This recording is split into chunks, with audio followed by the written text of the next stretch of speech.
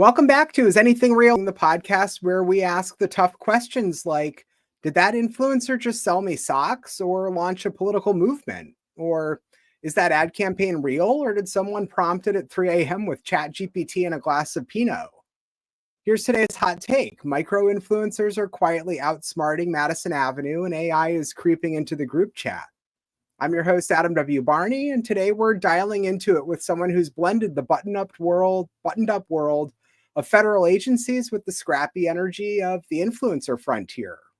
Joining me is Matt Anthes, the founder of Advocators.ai, a man who's helped the FBI, NOAA, and the American Heart Association figure out what the hell to do with digital marketing. Now he's building in the influencer space where authenticity is everything, unless the content is secretly made by a bot named Chad. Matt, welcome to the show. Thanks for having me, and Adam, appreciate it. Awesome. Matt, let's start there. You've gone from top secret clearances to mommy bloggers with 2,500 followers and a 95% engagement rate. That's quite the pivot. What's the story behind that? I think the key story was really looking at the landscape in digital marketing and understanding that too many people were honed in on celebrity influencers, and in many instances influencers were considered a bad name and a bad word, and people weren't seeing them for the value that they could create. In many instances this was the Kim Kardashians of the world. Yep. And people following them and paying a lot of money for posts, yet they're following them for lifestyle. They're following to keep up with what they're doing, but not looking at them as to how they can relate to their core audiences. And so that's where this came in, where leveraging micro and nano influencers in a way that they can be true advocates for a campaign, mission, or cause, that they can align their affinities and connect their heartstrings to these campaigns in a way that really resonate with their core audience. And you mentioned in your opening the mommy bloggers, and I think mommy bloggers are a great example, right? You take a mommy blogger with 2,500 followers, but that 95% engagement rate, everybody that follows her is connected and they're going to see and lean on everything she says. And that's going to be more impactful. So if you build a bunch of those localized micro or nano influencers at scale, you're going to get much more value than you are from a celebrity or macro influencer. And maybe it's a smaller market, but still it's an incredibly engaged group and audience, right? Oh, entirely. And they're actually you activate them and then they actually mobilize. Whereas in other instances, you're seeing that mobilization just doesn't occur typically at scale, right? And so now you just take a lot of these and you replicate it over and over again, and you have essentially a quote unquote army, of advocates that are out there to support your cause or mission. Yep. I mean, to pull it back to the army mentality, just in your history, you've run federally regulated recruitment campaigns. If the FBI is trusting you with messaging, then I trust you with my TikTok strategy, for instance. What did that world teach you that marketers need to hear today? I think it's every organization is different, and I think it's the scale and the brand are where you really need to have an alignment. And I think you see from larger brands or larger organizations, when there's a brand affinity, it's much easier to connect with your core audience. But when you're a smaller organization, you don't have that name recognition. You don't have that ability to do things at scale that larger, federal agencies or organizations have. So how can you utilize your budget at scale? And that's where it's the low cost digital tactics that really can create a great ROAS for campaigns. But then also really it's where influencers can come in and both used to always be at the top of the funnel, right? So they were always your your awareness piece, but now you're seeing more and more conversion associated with that because you can actually track those pieces across the life cycle of the funnel. So you're seeing a big change in the way that digital marketing is working. And I think a lot of it too has come with AI, and AI is really made a drastic impact specifically on like audience segmentation and on other data and analytics and even content creation. But now you see VO with the video and really being able to scale quickly there. You're seeing virtual influencers. So I don't know what things are going to look like in the next 6 to 12 months. It's going to be entirely different. Crystal ball time, right? There we go. Yeah. Thinking about today though, and just getting a little real. Let's say that you're running a campaign with 20 nano influencers for obviously less than what you mentioned with Kim Kardashian's manicure budget, right? So what's the Mhm. actual playbook there? I mean, it all depends on what I would say what the campaign's parameters are, right? Is it localized? Is it national? But let's hypothetically say it's a localized campaign in a state, and that state is to really, generate audience engagement with, Gen Z audience to get them to follow a cause or a mission. So what it is it's really identifying the organization or the organization's goals and objectives, and then figuring out who of those micro nano influencers align. And we use over 100 data points with AI to match in affinities, and then we create those. We reach out and mobilize them on scale, right? And each of them Right. could have sub audiences and the ability to have sub message that's associated with it. So you might have one larger campaign with one unified message, but then you know a bucket of 5 here, a bucket of 7 there might have different messaging that they're component because they might be driving to different audiences. Because that's the great thing, as you know, about digital is that the micro targeting ability of tactics. It's not only with just a digital platform. You can now do it on social media with individuals and followers, etc. Right, right. It's interesting that you bring that up. I've another guest that I've had previously on the podcast turned me on to this idea of micro niching sideways, which sounds like kind of the mindset here as well. But let's say you've got potential clients who come in saying, "We're just ready to pay influencers per view," and then you're sitting in the corner going something like, "Probably cool. Enjoy getting fleeced by a bot farm." What are people not understanding about those performance metrics today? It's exactly what you just mentioned. A lot of those metrics, if you're paying for those metrics, they're vanity. And the Mhm. reason they're vanity is because you do see people are smart. I mean, somebody's going to say that they're going to pay you per view, but they're not going to cap your views. They're going to go out and buy thousands and thousands of views, for 36 cents, and they're going to make, thousands of dollars. So it's not where that usually comes in is when the organization doesn't understand the how this works. And Mm. it's getting down to the point of really seeing like who engaged, what's Yep. that person's audience, what's that person's ability to drive impact in the specific issue. And as we see it, it's really focused on that authenticity and trust component. And I Right. really think that, you see that about 92% of brands really are more focused on individuals than overall kind of brand focused campaign, because Huh. that's what's resonating. And that's a Yeah. that's a quote by I think Nielsen. That's a data point by Nielsen, and it Yep. shows that one of the things that you really can do is drive change with individuals, and it doesn't have to be a cause or mission. It could be a product. I mean, Yeah. you see people all the time that they're unboxing and other product placements, and it's becoming all over your feed. And but all of those Right. people are getting paid to do it, and it just constantly drives this new community of creators. That creators are now everybody thinks they can be a creator, but what that is doing in many instances is it's driving down the cost of the creators. And so that's why Right. also like this niche of the micro nano influencers is becoming much more attainable. A year ago Mm. you were seeing that they were negotiating hard, and they were going to be 2,000 to $2,500 per post, but now you're Yep. seeing about a half, or in many instances a quarter of that, Yeah. um, based on that same individual and their same profile. And it's all because the market dynamics have shifted. And I think people have also seen there's more opportunity. So why hold out for a larger amount if you can get 10 of one versus one of the other? You're gonna scale and grow much quicker. That's incredible.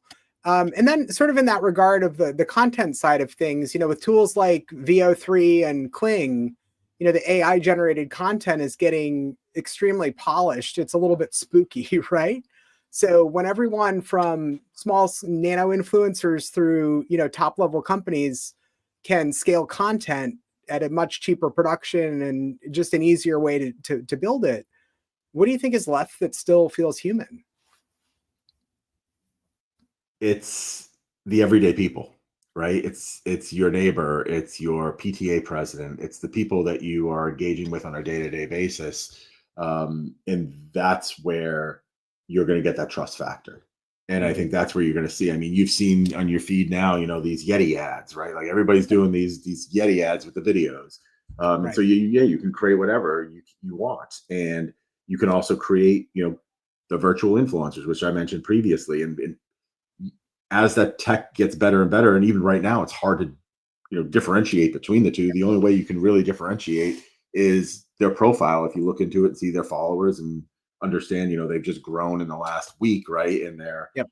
followers are, no real profiles, then you kind of understand. But if you have a runway time now to build up that follower base Yep. with that fake profile, you can really develop and monetize virtual influencers in a way that you never could have imagined, right? And Yeah. there's a lot of people that are doing it, right? But I think that Right. that's where this authenticity piece will really come in. But then, you're kind of foreshadowing the future as well in a way that, what's the next frontier for them to move into? And that's going to be the micro and nano piece, right? So Right. now it's going to be those localized individuals that are positioning themselves, Right. in a PTA or some localized community that they may be fictitious person, or they may even steal somebody's identity.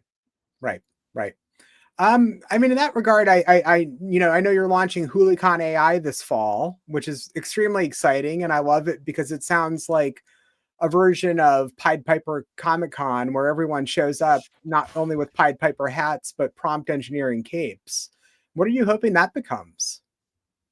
That's an interesting project. It's one that I really think we want to turn the conference and I would say virtual world on its top a little bit, and really focus on how can we drive community gathering around certain topic areas. And this is going to be based on AI, and it's going to be one that's fun, it's engaging, pop in, pop out when you want, have Cool. your ability to learn things, but also at the same time enjoy the opportunity and find other people that are like-minded to network with. And I think, as we look at the landscape of events are, there's so many, they're saturated all over the place. And then you have all these Zooms and everything. People are tired. They have Zoom fatigue, so Yep. how can you turn it in a way that really creates a new dynamic for people? And so as we're building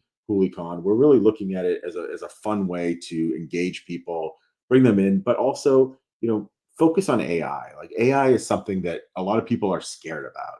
And when people think of AI, oftentimes they think of it as just Gen AI, and they think of ChatGPT. And, essentially ChatGPT is the Kleenex of Yep. AI these days. And, as you really look at it, over time, like everything we've done in the past, like from Google search, from your Blink cameras, from for Netflix, Spotify recommendations, down to even like autocorrect, on your phone or your email. That's all AI. It's been around for a while. Right. So it's just the usages of it and like the new enhancements and innovations that are occurring are what are happening so fast that people now are seeing that, these automations and things can apply. So it's Mm. taking, people that are experts in the space, but also non-experts, bring them together to understand that the future can really be a better future with these Right. tools if you use them as a tool, not the solution. And I think that's the key with AI. Right. And I mean, I think if you and I both are in alignment that it's helping us market better instead of just making faster garbage, right? Which no one in the world needs faster garbage coming into their play. No, and you see a lot of people that just throw stuff into ChatGPT, Perplexity, Claude, whatever, and it comes out as garbage, and they turn that in as work. And Right. that is just not going to be something that is going to continue to be accepted across the board as more and more people adapt. I think you're seeing it from even from an agency standpoint, I think there's a lot of haves and have-nots in terms of a lot of people are scared of it, haven't used it, but a Yep. lot of those are firms that have been around and entrenched for a long period of time and think that this is a fad and they don't have to utilize it. Whereas I think a lot of the younger, scrappy, nouveau agencies are really utilizing it, and then that's brought things like the WPPs, Publicis, and Yep. others to really start utilizing it and who use it at scale now. Right. Right. And I know, based on your history and what you do today, you've helped brands dance through sort of the minefields of compliance heavy industries while still building buzz in advocacy campaigns. I've also worked on post 2008, crisis finance campaigns with full SOX compliance needs. And sometimes I feel like the constraints there force the best creativity. Are you starting to see the same in this realm as well? Yeah, I think yeah, kind of, right? I think Yeah. it's a difficult answer because there's different layers within there. And I think those different layers are the types of organizations that have that compliance, right? Like some are Mm. just entirely shut off from it, right? Right. Because those might be state or government led organizations, Yep. especially from TikTok with the TikTok ban. Right. But then if you drill down to just with AI, it's the same thing. And for some, it's the Wild West, and some have very strict, specific guidelines on how to utilize AI within an organization. And Mm. that's what we've done as well. As we've developed kind of a detailed roadmap of how we use it, how we work with our clients with it, and we share Yep. that with our clients. And we have kind of a promise that we're not going to use it for anything other than good, but also not to pass it off as our own work. And I Yeah. think it's just how can you utilize it to create efficiencies and workflows and automations. And I think that's where you were getting at, where some of Yep. those compliance issues can really impact how people do their work on a day-to-day basis. So where people may be running up against a wall with a compliance issue or something else, what's the workaround that AI can provide? It can actually provide an opportunity. So you're right, they're thinking creatively, how Yeah. do I develop a prompt? How do I develop this new kind of agent to help me through this process? But really, it's they're understanding how this works now more and more. So they're going to be able to be better stewards of it moving Yep. forward because they were able to get from, you know, an issue, a problem, solve it through this by utilizing AI as a solution.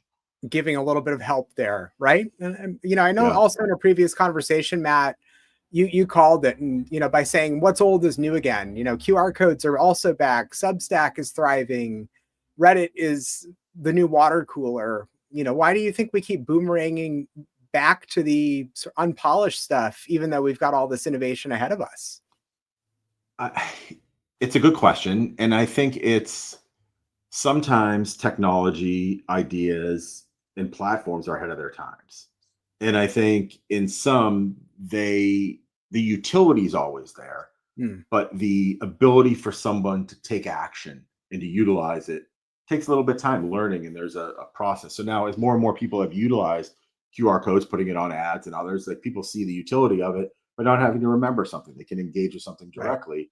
And it's how do you push that through with a Reddit. Like one real example of how that's really impacting is people have always been utilizing it, but now it's becoming more impactful because of the new algorithm that Google basically Yep. created along with it, that the results are being found in the search results now. So if you're, Right. if you want to be found, start commenting in Reddit and be able to get your Yep. content out there. It's going to be one of the top 3 or 4 results there. So it's people, brands, individuals, organizations are seeing it now as a way to drive success from searchability by lowering their cost of overall search.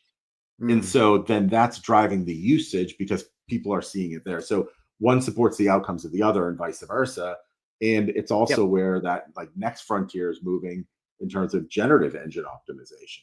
And you can see Right. now, like people are putting, if you're consistent with the content you're putting out there, and it's the same content that's on your website, that's on blogs, that's on Yep. social media, all these are reliable sources that are going to be shown in Perplexity or in ChatGPT when people are searching for something. And that can spotlight your business, your organization, you as an individual, your podcast, Yep. whatever it might be. And I think there's no cost to that. And you're getting that value without even having that person take that action of that click. Whereas in Right. SEO and Google search, like your you need them to click on that. It's clickbait, right? Click on that Yep. headline that they're paying for to get to that website to take that action. Here, they're Right. learning everything they can because they're an audience that's captive, and so Right. now they're utilizing it as research, but also the research to help make decisions rather Yep. than looking at multiple different variables. And that's I, I would say there's going to be a lot more, you know, organizations that are making quick decisions on tools, Yep. tactics, even agencies to hire based Yep. on what they're finding within the results of one search on a chat GPT or Perplexity. Right. The power of it is incredible. I also Mhm. have to say, Matt, this is probably one of the only podcasts out there that's not a true crime podcast that pulls both the FBI and Reddit in together. So, congratulations on helping to enable that today. Flipping back a little bit though to Hulicon AI, if your Hulicon AI speaker lineup could include one fictional character, who would be on the mic? Hmm. Um, it would be anyone from the cast of Silicon Valley, because they would be able to actually really amplify the message in a way to bring more, viewership and validity to it. Right. I think Yep.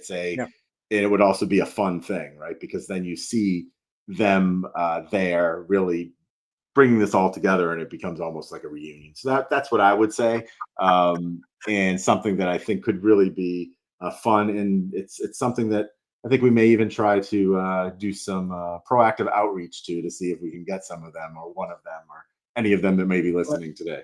let me know if I can use my superpower of networking there to help on that end, Matt. That would be incredible. Incredible to bring together there in October. Matt, this was chef's kiss, real talk from someone who's been deep in the regulated trenches, but obviously still knows how to find that fun in a funnel. Where can people find you, follow Advocators, and get the inside scoop on Hulicon AI before the bots take all the good seats?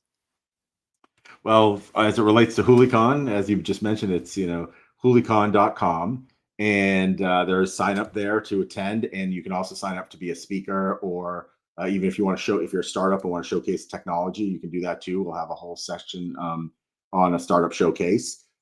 Personally, you can follow me on LinkedIn. It's Matt Anthes. I'll be on LinkedIn. And then really Advocators, it's advocators.ai. Yep. And we're really focused on driving change in this industry with the micro nano influencers across the board, specifically as it relates to advocacy and campaigns. So Awesome. that's Um, that's and our then, and approach. then, and then lastly, Matt, for the marketer who's listening today, who's wrestling with fakery, funnel fatigue, and full blown AI confusion, what's the one real piece of advice you'd drop in their inbox? That's one piece of advice. All right, that's a hard. There's a lot of pieces of advice. Yeah. I think it's um, be smart and spend on the right tactics and really focus on achieving your outcomes. I think too many people are quick to put a lot of money into things like Facebook ads and other things because they hear other people doing it into Yep. search. But there's many ways you can utilize paid tactics to get your message across at a much cheaper CPM and drive better results. And I think it's understanding where you are as an organization, your budget, and then enabling that to be the engine of scale as you bring in more clients, business, or sales. Awesome. Thank you, Matt. Thanks everyone for tuning into Is Anything Real in the show, where we sniff out signals, sidestep the spam, and remind you that not every high ROI ad needs to come with a high gloss sheen. One last thought here: if AI can fake the content, the face, and the clicks, your only competitive edge is to be real. So show up honestly, show up weird, and please don't outsource your soul to a spreadsheet. Matt, thank you for joining today, though. It was great to have you here. Thanks for having me. Really appreciate the time today. Have a great Awesome. And day. we'll include links to everything below in the show notes. Subscribe, leave a review.